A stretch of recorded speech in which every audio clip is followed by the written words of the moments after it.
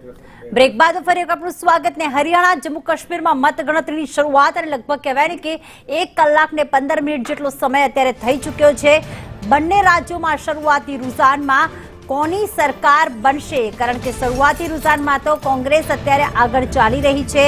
પરિણામ પહેલા જ કોંગ્રેસ મુખ્યાલય જે દિલ્હી ખાતે મુખ્યાલય આવેલું છે ત્યાં ઉજવણીની શરૂઆત એકબીજાને મીઠાઈ ખવડાવીને ફટાકડા ફોડીને ઘણા સમય પછી આ કોંગ્રેસ હેડક્વાર્ટરનો આવો માહોલ જોવા મળી રહ્યો છે। અને હરિયાણાની જમ્મુ કાશ્મીરની 90 બેઠકો, જેમાં જમ્મુ કાશ્મીરમાં 87 બેઠકોના રૂઝાન આવી ચૂક્યા છે, જેમાં 47 બેઠકો પર કોંગ્રેસ અત્યારે આગળ ચાલી રહી છે। હરિયાણામાં ભાજપ 27, કોંગ્રેસ 57 બેઠકો પર અત્યારે આગળ ચાલી રહી છે। જે અપડેટ મળી રહ્યા છે, કોંગ્રેસના તમામ સમર્થકો જે છે અત્યારે ખાસ ડાન્સ કરી રહ્યા છે, ઉજવણી કરી રહ્યા છે। રાહુલ ગાંધીનો ફોટો છે અને તેની સામે મીઠાઈનું બોક્સ છે।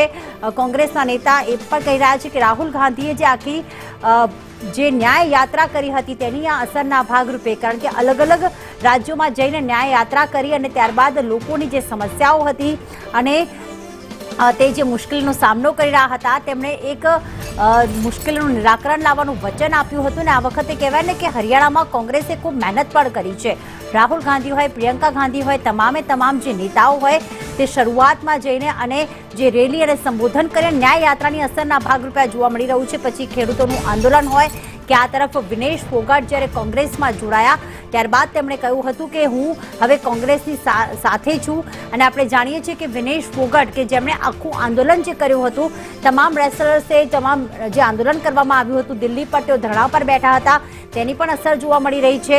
રોહતકથી ભાજપના મનીષ ગ્રોવર અત્યારે આગળ ચાલી રહ્યા છે, જે મહત્વના સમાચાર મળી રહ્યા છે।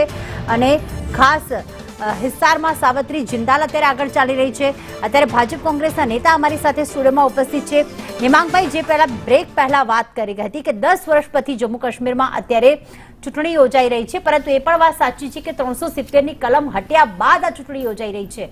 જો અહીંયા કોંગ્રેસ જીતે છે તો શું આપની પ્રતિક્રિયા, કારણ કે 45 બેઠકો પર અત્યારે કોંગ્રેસ આગળ?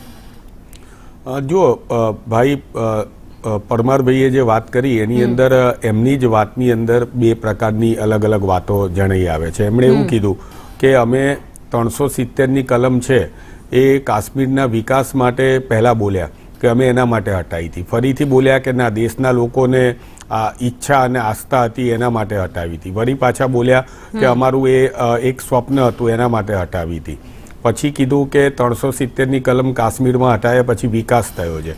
વિકાસ થયો તો શા માટે એને મત નથી મળ્યા, એ પણ એક જોવા જેવી વસ્તુ છે અને શા માટે તેઓ હારી રહ્યા છે। બીજી વાત કરી કે દેશના લોકોએ કીધું હતું એટલે હટાવી હતી ને દેશના લોકોની ઈચ્છા અને આકાંક્ષા હતી, તો હરિયાણા પણ દેશની અંદર જ આવે છે, તો પછી જો 370ની કલમ હટાવી તો હરિયાણામાં પણ તેઓ કેમ હારી રહ્યા છે?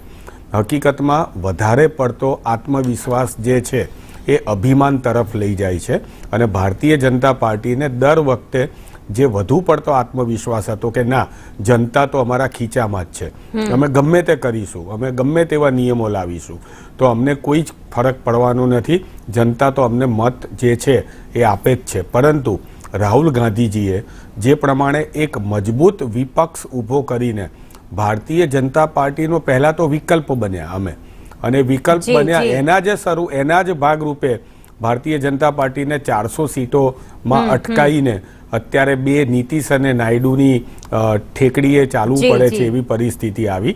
અને હવે ધીમે ધીમે એક રાજ્યોની અંદર ભારતીય જનતા પાર્ટી છે એ ખત્મ થઈ રહી છે ને એ એટલા માટે અમે કહીએ છીએ, અમારા અભિમાનથી નથી કહેતા, અમારી અહીંયા જ આવી ડિબેટો હતી ત્યારે ભારતીય જનતા પાર્ટીના પ્રવક્તા કહેતા હતા કે આ ફટાકડા તમારી ઓફિસે આવેલા છે તો હવે દિવાળીમાં અમને અડધા ભાવમાં આપી દો। હેમાંગભાઈ, બ્રેક લેવો પડશે અને પર અપડેટ પણ આપી રહીએ। 90 બેઠકોના રૂઝાન આવી ચૂક્યા છે હરિયાણામાં, જેમાં 28 પર બીજેપી, 56 એટલે ડબલ પર અત્યારે કોંગ્રેસ આગળ ચાલી રહી છે। સતત અપડેટ આપણે આપતા રહીશું। આ અંગે ભારતીય જનતા પાર્ટીના નેતાની શું પ્રતિક્રિયા છે એ પણ જાણીશું। રોકાઈશું વધુ એક બ્રેક માટે।